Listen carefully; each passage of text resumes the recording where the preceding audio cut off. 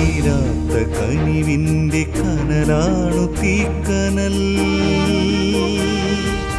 അണയുവാനൊരുങ്ങും ഈ ചാരത്തെ അഗ്നിയായി മാറ്റിടും തീക്കനൽ. തീക്കനൽ, തീക്കനൽ, തീക്കനൽ.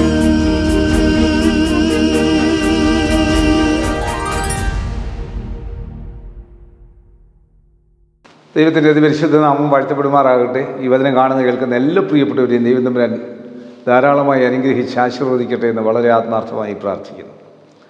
എങ്ങനെയാണ് നമുക്ക് ഫ്രീ ആയിരിക്കാൻ സാധിക്കുന്നത്? നമുക്ക് ഫ്രീ ആയിരിക്കണമെങ്കിൽ ഒറ്റ മാർഗമേ ഉള്ളൂ. യോഹന്നാന്റെ സുവിശേഷം 8-ാം അധ്യായത്തിൻ്റെ 36-ാം വാക്യത്തിൽ, പുത്രൻ നിങ്ങൾക്ക് സ്വാതന്ത്ര്യം വരുത്തിയാൽ നിങ്ങൾ സാക്ഷാൽ സ്വതന്ത്രരാകും.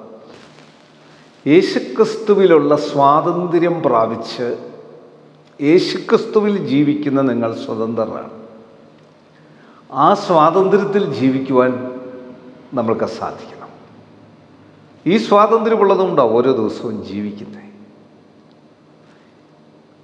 വിശുദ്ധ യോഹന്നാൻ സുവിശേഷം 8:36, so if the son makes you free then you are unquestionably free.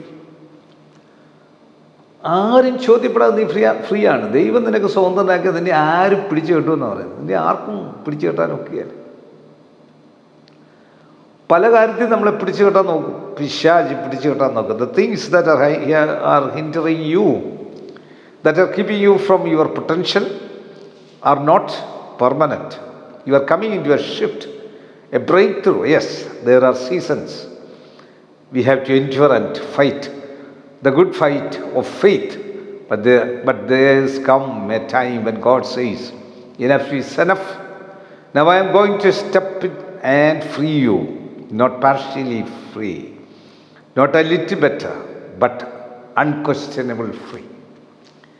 നിന്നെ പലതരത്തിൽ പിടിച്ചു കെട്ടും. നിനക്ക് രോഗം, നിൻ്റെ പിള്ളേരുടെ കാര്യം, നിൻ്റെ വീടിൻ്റെ കുഴപ്പം, നീ ആയിരിക്കുന്ന ഓഫീസിൻ്റെ പ്രശ്നം, നിൻ്റെ കമ്പനി പൊളിഞ്ഞത്, നിൻ്റെ ജോലി പോയത്, നിൻ്റെ ജോലി പൊളിഞ്ഞത്, നിൻ്റെ ആരോഗ്യം പോയത്, നിൻ്റെ ഗുണമില്ലാത്ത ഭർത്താവ്, അഹങ്കാരിയായ ഭാര്യ, പറഞ്ഞാലനുസരിക്കാത്ത കുഞ്ഞുങ്ങൾ, ഇങ്ങനെയെല്ലാം പലതരത്തിലുള്ള പ്രശ്നങ്ങളിൽ നീ ആയിരിക്കുമ്പോൾ ഇതിനകത്ത് നിന്ന് നിന്നെ വിടുവിക്കുന്ന ഒരു ഫ്രീ ആക്കാൻ നീ കർത്താവിനോട് ചേർന്നങ്ങ് നടക്കും.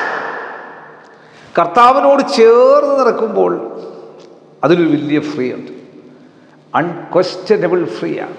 ആർക്കും ചോദ്യമില്ലാത്ത സ്വതന്ത്രരാണ്. കണ്ണുകളടയ്ക്കാൻ പ്രാർത്ഥിക്കുക. കർത്താവ് ഈ വചനം കാണുന്ന കേൾക്കുന്ന എല്ലാവരെയും ഫ്രീ ആക്കണം. യേശുക്രിസ്തുവിൽ ഫ്രീ ആക്കണം. പലതരത്തിൽ ഭാരപ്പെട്ടിരിക്കുന്നതിൻ്റെ മക്കൾ ഇന്ന് ഫ്രീ ആകട്ടെ. വളരെ സന്തോഷകരമാകട്ടെ.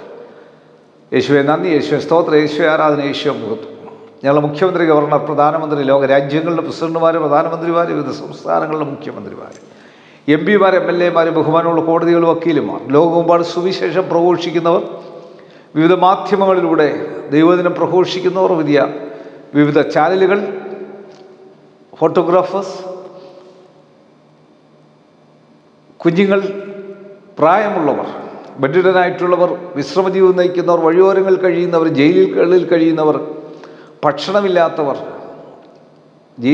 എപ്പേർപ്പെട്ടവർക്കായി പ്രാർത്ഥിക്കുന്നു. ദൈവത്തിൻ്റെ പരിശുദ്ധാത്മാവിൻ്റെ ശക്തി എല്ലാവരുടെ മേലെ ഒരുപോലെ വ്യാപരിക്കണമേ.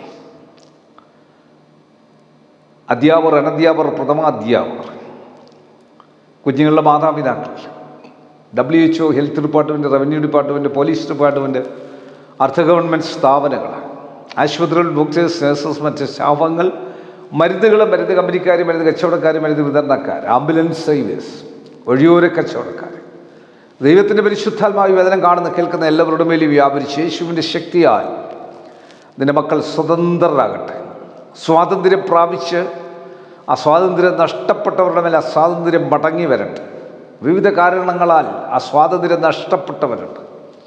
ആ ക്രിസ്തുവിൻ്റെ സ്വാതന്ത്ര്യത്തിലേക്ക് വരട്ടെ. യേശുവെ നന്ദി, യേശുവെ സ്തോത്രം, യേശുവെ ആരാധന, യേശുവെ മഹത്വം. യേശു മൂലം പ്രാർത്ഥന കേൾക്കണം നല്ല പിതാവേ. ആമേൻ. God bless U.